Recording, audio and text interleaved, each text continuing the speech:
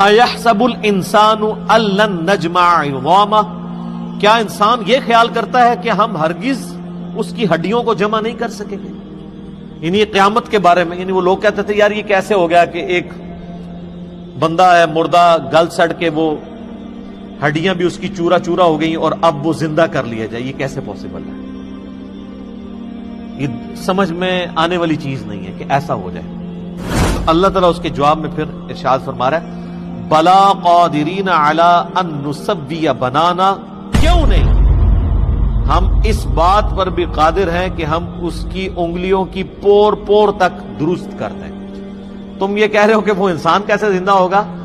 یہ انگلیوں کی جو پوریں ہیں نا، یہ بھی بالکل اسی فارم میں دوبارہ سے بنا دی جائیں گی۔ اللہ تعالیٰ اس چیز کے اوپر قادر ہے کہ انسان کو اس طرح زندہ کر لے۔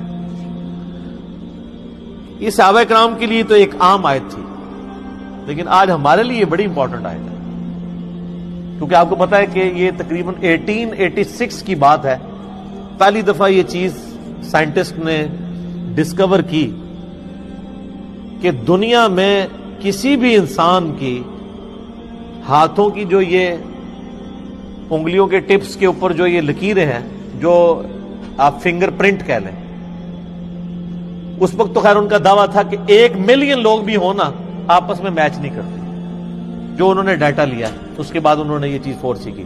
لیکن یہ 1 ملین والی بات نہیں ہے، یہ تو میرے بھائی آج اگر دنیا میں 7 ارب آبادی ہے تو 7 کے 7 ارب آبادی کی اگر آپ فنگر پرنٹ لینا شروع کرتے ہیں تو ایک دوسرے کے ساتھ میچ نہیں کرتے۔ اسی لیے تو دیکھیں نا یہ یونیک ہوتے ہیں۔ آپ جو ہیں وہ شناختی کارڈ کے اوپر بھی آپ کا انگوٹھا لگوایا جاتا ہے، انگلی کے نشانات لگوائے جاتے ہیں۔ وہ کیوں لگوائے جاتے ہیں؟ اسی لیے کہ وہ یونیک ہوتے ہیں۔ اب تو خیر اس سے بھی آگے کی چیزیں آ چکی ہیں، اب تو وہ کیمرے کے ذریعے آنکھ کی بھی تصویر لیتے ہیں۔ ہر بندے کی جو آنکھ کے اندر جو پتلی ہے نا آنکھ کی، یہ دوسرے سے ڈفرنٹ ہے، دیکھنے میں ایک جیسی نظر آ رہی ہوتی ہے لیکن کسی کی دوسرے کے ساتھ میچ نہیں کرتی۔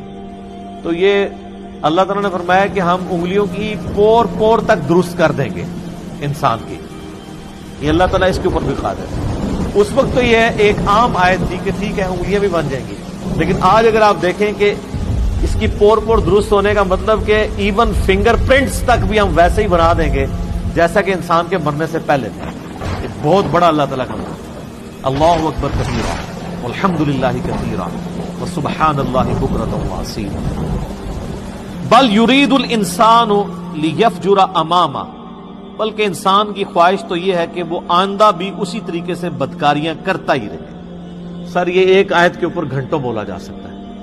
یہ اللہ تعالیٰ نے انسانی نیچر بتا دی ہے کہ انسان قیامت کا انکار کیوں کرتا ہے، اس لیے کہ وہ اپنی مرضی کی زندگی گزارنا چاہتا ہے،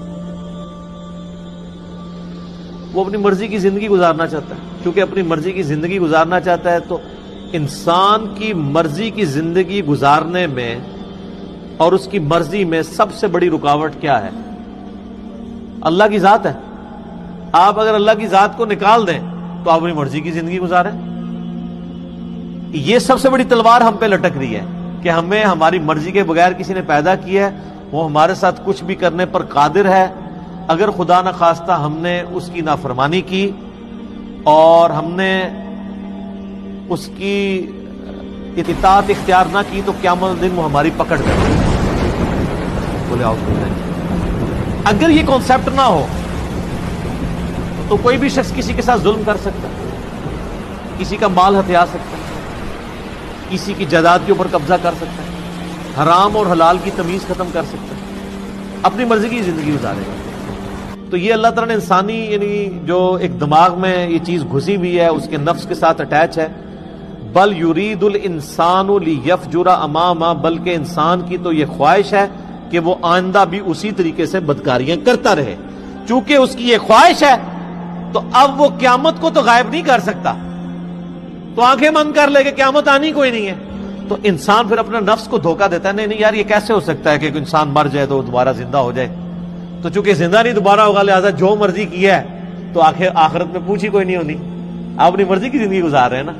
اگر آپ کو یہ ہر وقت ڈر لگا رہے کہ میری پوچھ ہونی ہے تو سر پھر آپ اپنی مرضی کی زندگی نہیں گزار سکتے۔